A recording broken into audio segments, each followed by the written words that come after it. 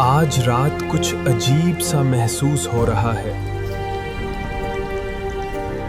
दोस्त, अकेले मत घूमो। बारिश बहुत खतरनाक है। आहिस्ता चलें। गाड़ियां बहुत तेज जा रही हैं।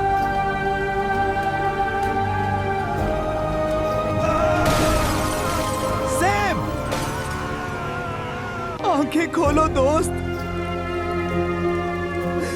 हमें छोड़कर मत जाओ। जल्दी उसे अस्पताल ले जाओ, एहतियात से। क्या ये ठीक हो जाएगा? मुझे उम्मीद है ये बच जाएगा। दोस्तों, तुम सब आ गए। हम तुम्हें कभी अकेला नहीं छोड़ेंगे।